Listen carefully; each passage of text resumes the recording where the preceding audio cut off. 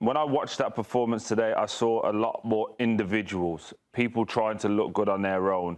And I saw a Spain team that played as a team. I know it's very difficult because you're obviously still playing. But when you're watching it, how does that performance come to light? We haven't seen that in all this tournament. And then in one big moment, I don't know, maybe the egos took over. Maybe it's about looking good for themselves. I don't know. But I know it's difficult for you to answer. But if you could answer it to the best of your ability, I'd appreciate it. No, let's be honest. I think we faced a team, the best team of the tournament. We never play that standard, you know. And our players have been fantastic so far. But today they did not play at their level, definitely. Plus the fact that Spain has been really strong. You know, one and the other, you lose the game, and you have nothing to say. You have no. I mean, yeah, you could have regrets. You have to do. You have to be pissed off, if I can say. Yes, you already said it, so don't worry. Again? You already said it. It's all good. Don't worry. You can say most things here. Yeah, but yeah, our best players didn't play as usual. They, you know, everybody has seen it. We did not create enough chances like we've done previously in that tournament. Spain defense did really well. I have that in mind. That's Cherki passed the ball to Mbappe, and Cucurella did really well.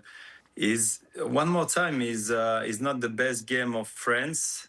Don't get me wrong, but yeah, Spain did really well, and I think one more time this early goal was key for them and for the rest of the game.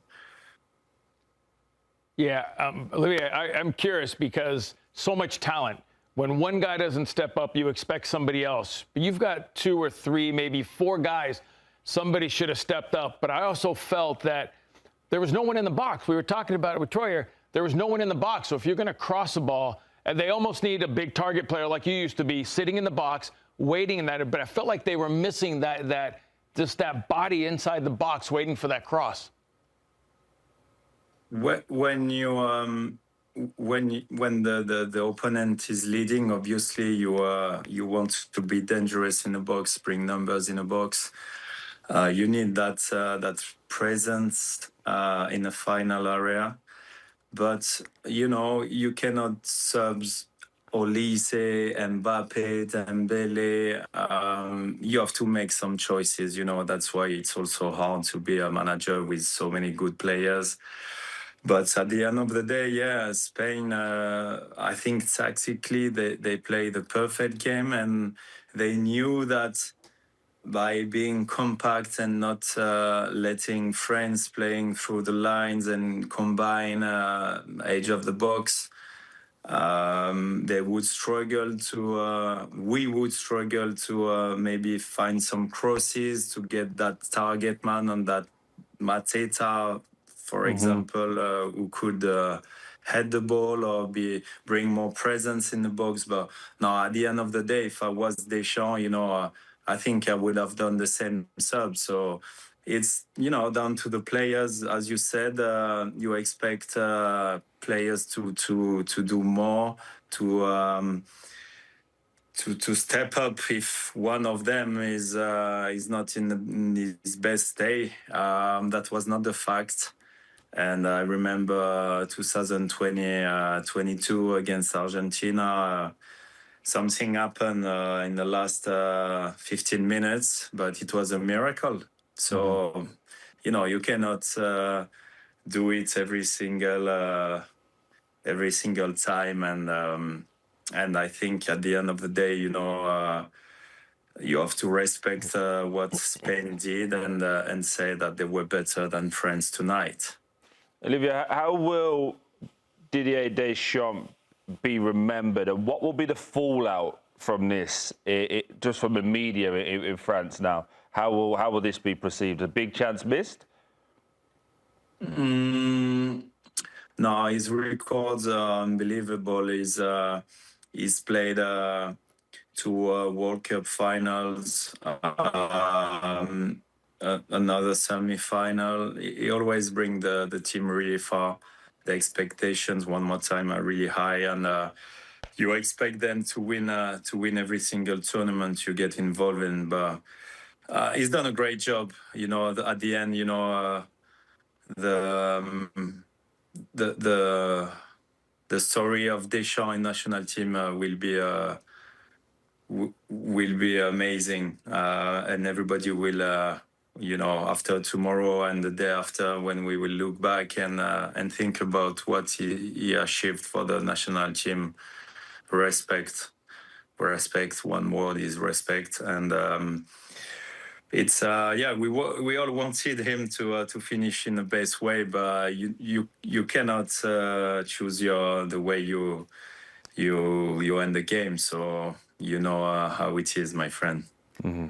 Very true, Olivier. Just to end on a positive as well, it's still a really exciting time, isn't it, for French football? Obviously, they've been really amazing this tournament, this match aside, and they've won back-to-back Champions Leagues, with PSG winning this past season and the season prior. You're with Lille, going to play in the Champions League this season. You excited for what's to come for French football? Yes, definitely. PSG has been amazing these 2-3 past years. I hope they're gonna carry on like that, and hopefully, you know, Lens and Lille and maybe Lyon, if they get through the playoffs stage, will do well in Champions League. I'm looking forward to see you again, guys. And yeah, one last year for me, and I hope, you know, it's always you always learn when you lose. I want to say, you know, it's basic, but you know, I hope this team will come back stronger in the future. They have so many young, talented players. And the French football, you know, is still providing so many talent players, and I'm not worried for French football, but obviously a bit sad tonight. So yeah. Yeah. Well said. This one's going to sting, isn't it? But lots to look forward to with the new domestic season. Olivier, thanks so much. We'll see you later, big man. Best of luck. Thank you, guys. Take care. Bye-bye. Amazing, really, to hear the thoughts and behind the scenes of obviously somebody that's been in these moments, right, Grella? And obviously it's going to hurt because the expectation was so high for France, not only this season, but the way that the final played out with Argentina in the last World Cup final as well. Yeah, for sure. And he's won the World Cup, so who better than him? And he's a great guy, obviously. But the story for me has got nothing to do with France. France will go in and look and say, we could do this better and that better. I think if they play this game today 10 times, I think they lose probably 10 times because they don't have the complexity, they don't have the details, they don't have the street smarts, they don't have the technical ability. It's crazy saying that, but it's true. When you go play against the Spanish side, it's the gold standard of football. It is, you know, and that's what we saw today. We saw a team that's really, really good, playing with the ball, playing in spaces, doing so many different things. So for me, like, that's why I said at the end of the game, it's not France goes in and say, oh, it's embarrassing by our standards. I think they got put in a game that was impossible. Cucurella was a monster. What does he eat? Well, he doesn't grow tall, but he's so fast. Like to close down every ball and they're so sharp. It was just to push back on really what good. you're saying, because ultimately it's going to be like bad France, good Spain, right? But when we talk about someone like Dembele, who's the current Ballon d'Or holder, in a game of this magnitude, went missing. Mbappe went missing. Olise went missing. How do we look at this French team? Even actually Barcola and Doué, when they came, that front 4 or 5, including the subs, all went missing. So how do we? It can't just be that Spain were that good that these players didn't turn up. So what are we going to put that down to? Otherwise, we're just going to talk for the next hour about Spain were great because they kept the ball, and France were poor, they didn't show up. But why didn't they show up? So to me, it looked like very much like if Plan A doesn't work, do Plan A again. Like, just give it to Mbappe, hope he does something. Give it to Dembele, hope he does something. And we haven't seen that all tournament. We haven't. I think that Grella's right in the point, though, where I don't think there was a clear plan A. I think that they literally didn't look like they had a real system in place or style of how they were going to press this Spain side. Spain's movement and the triangles that they were playing was great. If I'll kind of push back on what Grella says as well, he's right. Spain were great. France were awful. But for me, it's not that we can give Spain all the full credit, because it's not just that France were awful in certain bits. Like, we're talking about the 4 players we've given so much flowers and praise to. They all didn't turn up. And when you lose to a game like that, and we can't say one positive about the French national team, that's what makes it a bit more harder to kind of really analyse, because obviously we talk about how good Spain were. Yeah, but surely that's the difference, though, Grell, because you're saying if they played this match 10 more times, it'd be the same result. But if the stars didn't show up today, are you saying that in the next 10 matches the stars also wouldn't show up? I think that with Spain, the pressure they put them under and the way they control the game and technically, tactically, they put them like out of their rhythm. And it would be always the same. I'm not disputing. I don't disagree with that. I just think that the biggest thing for me is we're saying the whole French team did not turn up today.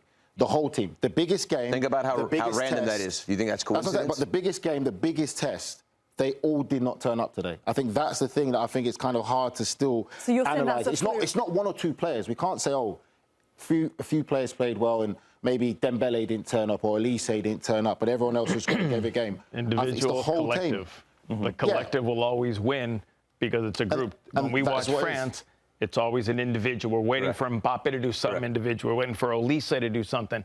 So I agree. It's a collective, I think, that won today and controlled it because they stopped each individual. They never listen, how many times did they press Mbappe and not let him face? Yeah. Elise was dropping back into the midfield to try to find the ball. So for me, the collective is what won today. And even Troy made a point as well, and he's so right. The duels, the one-on-one duels, watching that game, the way that the Spanish players dedicated to winning those headers, winning those second balls, they were way more sharper than France across the entire pitch. Yeah. And that's the collective of trying to win those tackles, win those second balls. Go on, you're blowing your face. What do you want to say? No, we just got told to go to a break, so I was going to speak and I just held it all in. Sorry. You know, I was just going to say, like, the Spain element of it, yes, being on the ball, fantastic. Tactically knew they backed off as well. Said to France, go on then, try and break us down. And then other times jumped and pressed. But the other part of winning the battles, because that doesn't get spoken about enough. They've let in 1 goal this season, and this tournament, sorry. And I've been one saying, well, we haven't really seen them tested. You're not going to, because they just keep the ball. Yeah. And then as soon as they lose it, every single person goes, ball, go after it, go after it, go after it. And that just makes everyone, even some of the best individual players in the world, just panic, speed up. And the amount of turnovers from France with no real pressure on the ball, just that fear of, oh, they must be coming. Yep. It was frightening.